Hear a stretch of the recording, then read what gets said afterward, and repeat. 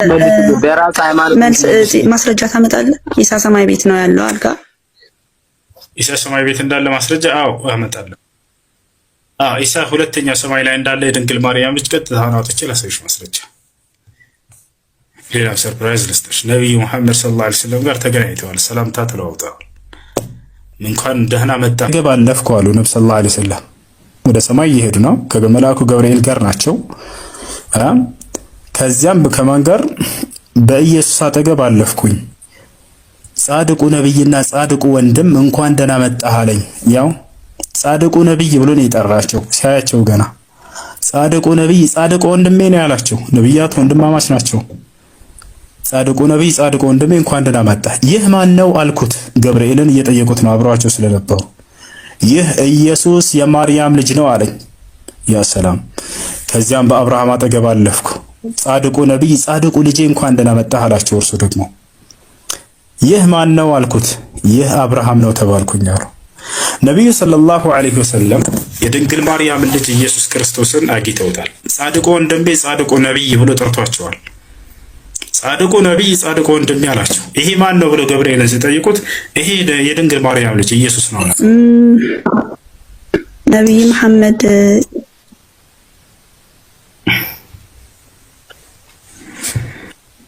እኮ ነብይ መሐመድ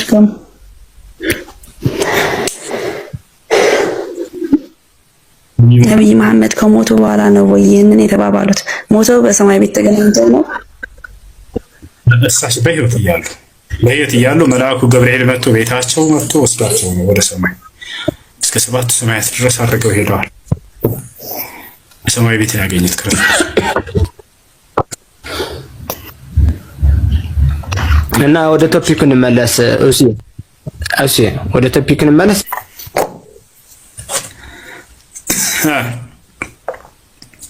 አላህ በፍጥረቱ አይሳሳትም።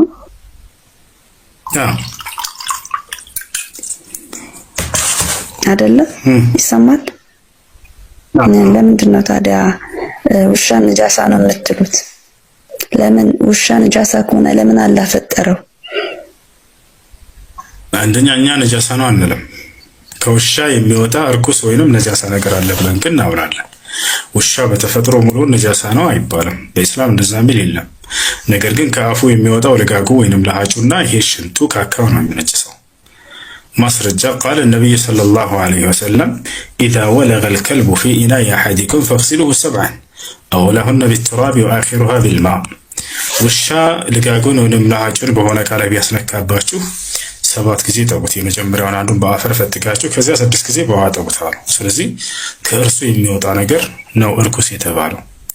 ያለዚያ ነገር ላይ ከእርሱ በሚወጣ ነገር ላይ እርኩስ እንዴት ይባላል? አምላክ የፈጠረው ነገር ላይ የሚል ጥያቄ ካለሽ መቀጠል ይቻላል እንጂ እኛ ውሻ ነጃሳ ነው አንልም። ሃይ ከእርሱ የሚወጣ ነገር ለምንድን ነው ከውሻ የሚወጣ ነገር? ከውሻ የሚወጣ ብቻ ሳይሆን ከሰው የሚወጣው ራሱ ከሰው የሚወጣ ነገር እርኩስ ተብሏል። ለምሳሌ እንደ መጽሐፍ ቅዱስ እንደ ቁርአን ብንሄድ ከሰው እሱን ተው ገብቶኛል። ልትለው የፈለከውን ገብቶኛል። ግን ውሻ እኮ በአፉ ውሃ ቢጠጣ ራሱ እኮ ንጃሳ ነው የምትሉት አላችሁ። ለምን ድመት በአፏ ውሃ ስትጠጣ ንጃሳ አልሆነች? ከእርሱ የሚገኝ ነገር አንድ ነገር ከእርሱ የሚገኝ ነገር እርኩስ እንዴት ይባላል ከሆነ ጥያቄሽ ሰውንም ያጠቃልላል። እሱ ለምሳሌ ያ ሰውን ብቻ ሳይሆን እንደ መጽሐፍ ቅዱስ ከሄድን አንቺ ራስሽ እርኩስ ተብለሻል። ከይቅርታ ጋር እኔ እርኩስ አልልሽ፣ መጽሐፍ ቅዱስ ግን እርኩስ ይልሻል። አንቺን ማንነትሽን ራሱ ማለት ነው ከአንቺ የሚወጣው ነገር እርኩስ ነው። እዚህ ጋር መጽሐፍ ቅዱስ ጋር አትምጣ። መጽሐፍ ቅዱስ ጋር አትምጣ። በቁርአን ተከራከር። የንጽጽር ቤት ነው። እሺ መጽሐፍ ቅዱስ ላይ ሴት ልጅ እርኩስ ይላታል። የሚገርማችሁ አንዴ ላሳያችሁ። መጽሐፍ ቅዱስ ላይ እንደ እስልምና ግን ሴት ወይ አንዴ ብሉይ ኪዳን ነው አዲስ ኪዳን ተቀላቀል። እሺ አዲስ ኪዳንም ላይ እንሄድ፣ ችግር የለውም። አዲስ ኪዳንም ላይ መሄድ እንችላለን።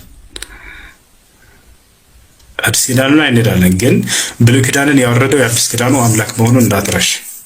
አይ ወይንም የአምላክ ሌላ ነው ካልሽ የአዲስ ኪዳኑ አምላክ የብሉይ ኪዳኑ አምላክ የተለያዩ ናቸው ካልሽ ሁለት አምላክ ተመልኪያለሽ ማለት ነው። አይ አንድ አምላክ ራሱ ነው የአዲስ ኪዳኑ አምላክ የብሉይ ኪዳኑ የተናገረው ራሱ ነው ካልሽ፣ ስለዚህ እርኩስ ያለሽ የአዲስ ኪዳኑ አምላክ ራሱ ነው ማለት ነው ኢየሱስ ክርስቶስ። አሁን ላሳያችሁ ሴት ልጅ እርኩስ ናት ይላል መጽሐፍ ቅዱስ። ላውጣላችሁ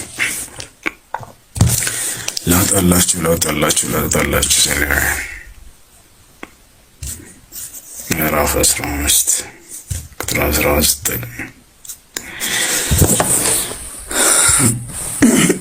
ያው ስለ ወር አበባ ሊናገር ነው ልጆች። 19 ሴት ፈሳሽ ነገር ቢኖርባት በስጋዋም ያለው ፈሳሽ ነገር ደም ቢሆን በመርገሟ 7 ቀን ትቀመጣለች። የሚነካት ሁሉ እስከ ማታ ድረስ እርኩስ ነው። 20 መርገምም ስትሆን የምትተኛበት ነገር ሁሉ እርኩስ ነው፣ የምትቀመጥበትም ነገር ሁሉ እርኩስ ነው። 21 መኝታዋንም የሚነካ ሁሉ ልብሱን ያጥባል፣ በውሃም ይታጠባል፣ እስከ ማታም ድረስ እርኩስ ነው። የምትቀመጥበትንም ነገር ሁሉ የሚነካ ሁሉ ልብሱን ያጥባል፣ በውሃም ይታጠባል፣ እስከ ማታም እርኩስ ነው። በመኝታዋም ላይ ወይም በምትቀመጥበት ነገር ላይ ቢሆን ሲነካው እስከ ማታ ድረስ እርኩስ ነው። ማንም ከእርሷ ጋር ቢተኛ መርገሟን ቢነካው 7 ቀን እርኩስ ነው። የሚተኛበትን መኝታ ሁሉ እርኩስ ነው። ሴትም ከመርገም ቀን ሌላ ደሟ ብዙ ቀን ቢፈስ ወይንም ደሟ ከመርገም ወራት የሚበልጥ ቢፈስ በመርገሟ ወራት እንደሆነች እንዲሁ በፈሳሿ ርኩሰት ወራት ትሆናለች። ምንድናት? እርኩስ ናት። እርኩስ ናት። እርኩስ ናት አለ። እንደ እስልምና እስከተባለ አማኝ አይረክስም አሉ ነብዩ ሰለላሁ ዐለይሂ ወሰለም። ኢነል ሙእሚን ላ ዩነጅስ አው ከማ ቃለ ነብዩ ሰለላሁ ዐለይሂ ወሰለም ያለው። ስለዚህ እንደ መጽሐፍ ቅዱስ እንስሳትን ሳይሆን ሰውን እርኩስ ላይ ተሰቅሏል። ስለ ሰዎች የአንድ አምላክ ስለ ሰዎች ኃጢአት በመስቀል ላይ ተሰቅሏል። ይኸውልህ ቆይ አንዴ እሱን ትንሽ አምላክ ውጭ ሌላ አምላክ የለም አይደለ? ያው ቆይ እሱ ስንት ጥያቄ ነው የምጠይቅ? እኔን ከሆነ ልጠይቅህ ነው። አንዴ ልመልስልህ ነው። የተሰቀለው ኢየሱስ ክርስቶስ ነው። የወረደው ለምሳሌ ዮሐንስ አጠየቅኩም። ስለ ማንነት አይደለም ጥያቄ፣ ማን የተሰቀለው አይደለም ጥያቄ። ስለ መለኮት ስለ ምንነት ነው እየጠየኩኝ ያለሁት። መለኮት ስንት መለኮት አለ? ስለ አንድ መለኮት ላይ ያለው አልከኝ። የአንድ መለኮት መስቀል ላይ ተሰቅሏል አልተሰቀለም አልኩ። እንዴ ይኸውልህ ልንገርህ፣ ላስረዳህ። እሱም በደንብ ስማኝ፣ ትንሽ ከበድ ስለሚልህ ላስረዳህ። እኛ በመጀመሪያ የምናምነው ቃል ስጋ ሆነ ነው። ያ ቃል ምንድን ነው ነው? ቃል ስጋ ሆነ ሲባል እኮ ስጋ አይደለም ስጋ ይሆነ። ታምናለህ አይደለም ጥያቄው። ጸጋው ምን ታምናለህ አይደለም ጥያቄ። እባክህን አንድ ጥያቄውን መልስና እምነቴን ላብራራልህ። በከዚያ በኋላ ተኛለህ ጊዜ ሰጣን ተሰብካለሽ። አንድ አምላክ አለ ብለኸኛል። ያ አንድ አምላክ ወይንም አንድ መለኮት በመስቀል ላይ ተሰቅሏል አልተሰቀለም? አይ መለኮት አልተሰቀለም ካልከኝ ፍጡር ነው የተሰቀለው፣ ሰው ነው የተሰቀለው። ተስማማን እዚህ ጋር ገብቷል አይደል? ክርስትና ውሸት ሆነ ማለት ነው። መለኮት የአንድ አምላክ ተሰቅሏል መስቀል ላይ ወይንስ አልተሰቀለም? ይኸውልህ አሁን ደግሞ ጠይቀኛል፣ ታዳምጠ ይገባል ማለት ነው። ኢየሱስ ክርስቶስ በምድር ላይ ሲመላለስ ስለ ኢየሱስ አይደለም ጥያቄ፣ ስለ መለኮት ተሰቅሏል አልተሰቀለም እኮ እየመጣሁልህ እኮ ነው። ጥያቄውን አትመልስም እኮ ምን እያደረግህ ነው አንተ? የኔ ጥያቄ ትተውና ያልጠየቅኩህን ሀሳብ አንስተህ በዚያ ላይ ልታወራ ፈልገህ ነው።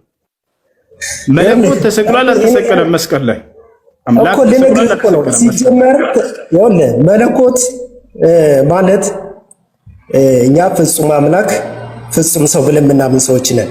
ፍጹም አምላክ ፍጹም ሰው እየተረዳኸኝ ነው? ምን ብለህ ታምናለህ? በስጋው ሞተ ብለን አንድ አምላክ ወይንም አንድ መለኮት አለ ክርስትና ብለሃል አይደለ? መለኮትን በስጋው ባጥንቱ ላይ አልገባህም ገና። ስለ መለኮት እያወራህ ነው። አዳምጠህ እኔ እኮ ቁጭ ብዬ ነው ሳዳምጥ የቆየው። ሳልጨርስ እኮ ነው የምታቋርጠኝ። አልተሰቀለም እንዴ? እየነገርኩህ እኮ ነው። ምን አለ ትንሽ ደቂቃ ብትረጋጋ። እያቋረጥኩህ አይደለም። የሌለ ሀሳብ አንስተህ ያልጠየቅኩህን ሀሳብ አንስተህ ልታወራ ስለፈለግህ ገብቶኛል። ጥያቄህ እሱን አልጠየቅኩህም። ስንት መለኮት አለ በክርስትና? ስለ አንድ መለኮት አለ ብለህ የአንድ መለኮት ነው ወይ መስቀል ላይ የተሰቀለው አልኩህ። መስቀል ላይ የተሰቀለው የአንድ መለኮት ነው። በመለኮቱ ዓለምን እየጠበቀ ነው። በመለኮቱ ዓለምን እየጠበቀ ነው። እኛ በስጋው ነው ሞተ የምንለው። ተደበደበ ስንልም ስለዚህ መለኮት እዛ ጋር የተሰቀለው አምላክ አይደለም ማለት ነው አይደለ? ለምንድን ነው አምላክ የሆነው? መስቀል ላይ የተሰቀለው ስለዚህ አምላክ አይደለም። እንደዛ አይደለም። እኛ አይደለም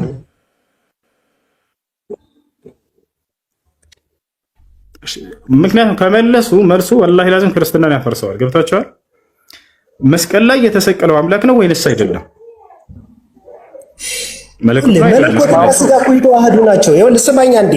እኔ አንተ ስፔሲፊካሊ መለኮት ተሰቀለ ወይ ሞተ ወይ ካልከኝ መለኮት ተሰቅሏል ልበል ወይንስ አልተሰቀለም ልበል? ይኸውልህ አንዴ አዳምጠኛ። አላሁ አክበር። ስለዚህ መስቀል ላይ የሞተው አምላክ አይደለም፣ ኢየሱስ አምላክ አይደለም። አምላክ አይሞትም ማለት ስለዚህ መስቀል ላይ የምትፈልገውን ብቻማ ጠይቅ። እኔ ላስረዳ ነበር እኮ አንተ የምትፈልጋትን ብቻ ነው። በምድር ላይ ሲኖር እኛ በኢየሱስ ክርስቶስ የማልፈልገውን ልታወራ ሰው መለኮትም ነው። ቆይ አንዴ ሰው መለኮትም ነው ብያለሁ አይደለ? ሲሞት እኮ ስለዚህ አምላክ ተሰቅሏል ብለህ እንደሱ ከሆነ ሰው መለኮት ነው ኢየሱስ ካለ እንዴ አንተ እኮ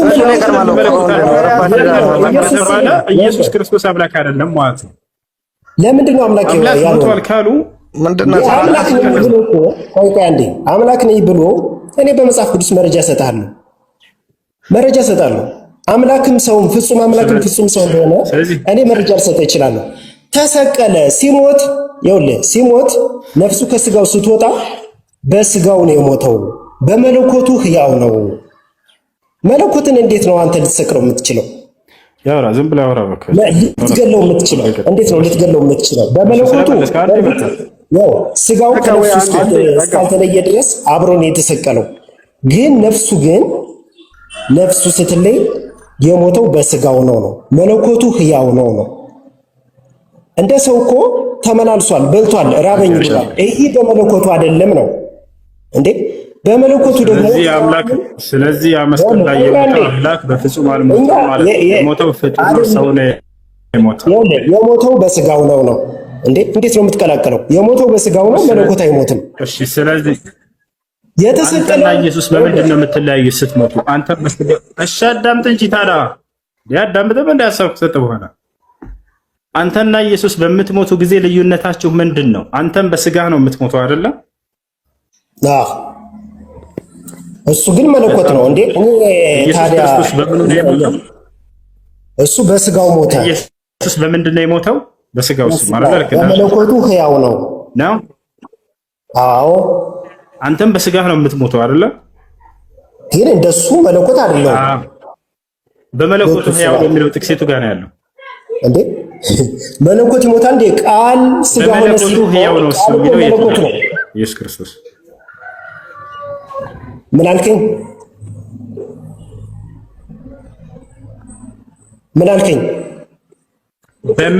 በስጋው ሞተ በመለኮቱ ሕያው ነው የሚለው ጥቅስ የቱ ጋር ነው ያለው? የሌለ ጥቅስ ይተሸውራቸው ወላሂ ላ በመለኮቱ ሕያው ነው የሚለው ጥቅስ የቱ ጋር ነው ያለው?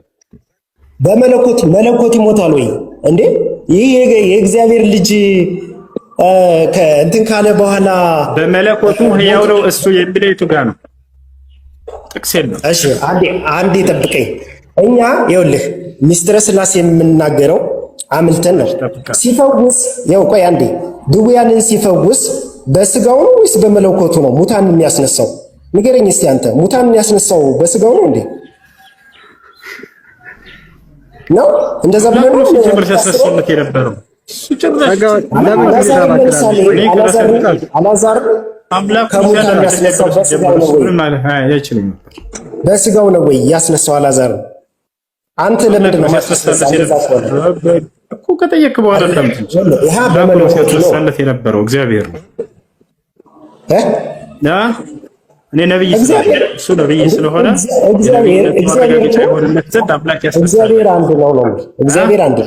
እግዚአብሔር አንድ ነው። ኢየሱስ ክርስቶስ ማለት እግዚአብሔር እኮ ነው፣ ራሱ ነው እሱ። እኔ ነብይ ስላልሆንኩኝ እኔ ላስነሳ አልችልም። አይ እናንተ የተሳሳተ እምነት ነው በነገራችን ላይ የምትከተሉት። እኔ እግዚአብሔር ነኝ ብሎ አንድ ቦታ አላስተማረም። እሺ ረጋ ኢየሱስ ክርስቶስ የትኛውም ቦታ ላይ እግዚአብሔር ነኝ ብሏል እንዴ? እግዚአብሔር ነኝ ብሎ ኢየሱስ እኔ እግዚአብሔር ነኝ ያለበት አንድ ጥቅስ አምጣ። እኔና አብ አንድ ነን ብሏል። ቄሶች ናቸው እግዚአብሔር ነው ኢየሱስ ብሎ ያሳመነው። ቆይ አይደለም። አይ እሱ እንደናንተ የኛ ማስረጃ የሌለው እምነት አይደለም የምንከተለው። ዞሮ ዞሮ እኔ እውቀት ላይኖረኝ ይችላል። አንድ ጥቅስ አምጣ። እኔና አብ አንድ ነን የሚለውን ኢየሱስን እግዚአብሔር ነኝ አለበት። እሱ ምን አልከኝ?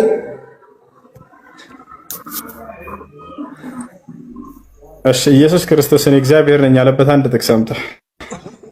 ኢየሱስ ክርስቶስን እግዚአብሔር ነኝ ያለበት አንድ ጥቅስ አምጣ። ኢየሱስ ክርስቶስ እኔ እግዚአብሔር ነኝ ያለበት አንድ ጥቅስ አምጣ። ይሄ የወረደ የቆየ ጥያቄ ነው። በነገራችን ላይ እኔ እሰጣለሁ፣ መጽሐፍ ቅዱስ እስከምገልጥ ከጠበቀኝ እሰጣለሁ፣ ችግር የለውም። ግን ከዛ ይልቅ ቅድም ጥያቄ ጠይቀህ ነበረ ስለ መሬት ቀራጩ ነው ምናምን ስለ ደም ምናምን ነገር ሚል የይሁዳ ነው ምናምን ተወረቆይማ እሱን ታሪክ እኔ ልንገርህ፣ ታሪኩን እኔ ስለማውቀው ነው። አንዴ ኢየሱስ ክርስቶስ እኔ እግዚአብሔር ነኝ ያለበትን ጥቅስ አንተስተ ይዘራ። እስከዛ ድረስ ዳኒ ያውራ። ዳኒ እንዴት ነህ? ነው እግዚአብሔር ይመስገን። የትኛውን እግዚአብሔር ነው አሁን ያመሰገንከው አንተ? ሶስቱንም አሁን የጠበቀ ያለው አንተ የት እንዳለው የሚያውቅ እግዚአብሔር ማን ነው? አሁን አንተ ያለበትን የት እንዳለው እድሜ ስንት እንደሆነ አሁን ውስጥ ያው በዙሪያ አንተ የካርከው መንፈስ ቅዱስ አንተ ከቦ ነው ያለው እየጠበቀ እየከለለ ከብዙ ነገሮች እድሜህን ቆጥሮልህ የሚጠብቅ መንፈስ ነው። አንተ ልንገርህ፣ አብ ማለት ሰማይና ምድርን የፈጠረው አብ ነው የካርከ ያለው። ስለዚህ መንፈስ ቅዱስ አንተ ጋር እንዳለ ታምናለህ አታምንም? አሁን እሺ ኢየሱስ ክርስቶስ እኔ እግዚአብሔር ነኝ ያለበት ቦታ የለም። ተስፋ ቆረጠክ መሰከሩለት። አሁን በመጽሐፍ ኢሳይያስ ቁጥር 6 ላይ ስትሄድ መሰከሩለት። ከሴት ልጅ ተወልዶ የሚወለድ እሱ የእግዚአብሔር ልጅ እንደሆነ ይናገራል። እዛ ላይ ሰዎቹ ነው የመሰከሩለት ከሱ ጋር የነበረው። አሁን ጴጥሮስ ምን አለ መሰለክ እኔ ማን ነኝ ብሎ እሱ እንደሆነ እግዚአብሔር መሆኑን አያውቅም። ነበር ሲጨርሱ እኔ እሰጥሃለሁ፣ ጨርሱና እኔ እሰጥሃለሁ። በቃ አንተ ስተም በቃ ችግር የለውም። ኢየሱስ ክርስቶስ እኔ እግዚአብሔር ነኝ ያለበትን ጥቅስ በአላህ ስም እምላለሁ። ይሄን ላመጣ ሰው ይሄ ስልክ ያለው ወላሂ እሸልማለሁ። ወረብል ከባ ያለህበት ቦታ ድረስ እልክልሃለሁ። የትኛውም ክርስቲያን ይሄን ጥቅስ ከማ ኢየሱስ ክርስቶስ እኔ እግዚአብሔር ነኝ ብሎ የተናገረበትን ጥቅስ አንዲት ቦታ ላይ የለ። ለታሪክ ግን እግዚአብሔር ነው ኢየሱስ ብለው ያምናሉ። ኢየሱስ ክርስቶስ ግን እግዚአብሔር ነኝ ብሎ ያስተማረበት አንድ ጥቅስ የለም መጽሐፍ ቅዱስ ላይ። አሜን ነው። ጸጋሁ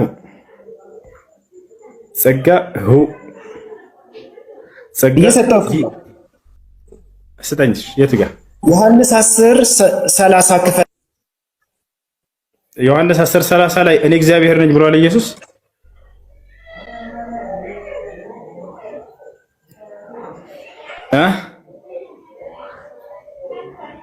አሎ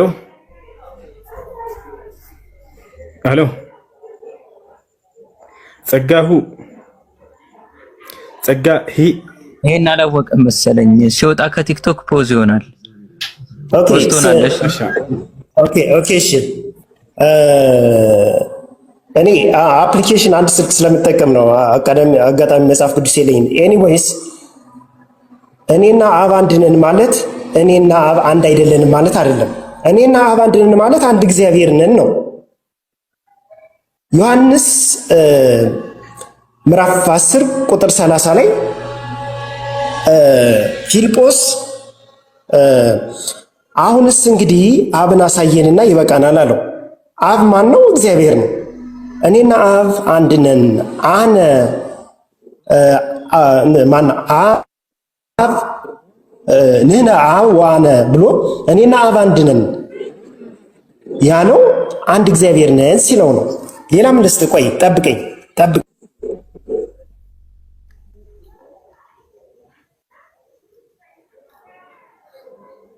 14 ቁጥር 9 ላይ እኔን ያየ አብን አይቷል አለ። ሎቱ 7 አሁንም ጠብቀኝ። ሱብሃንአላህ ሚን አጃኢብ አዱንያ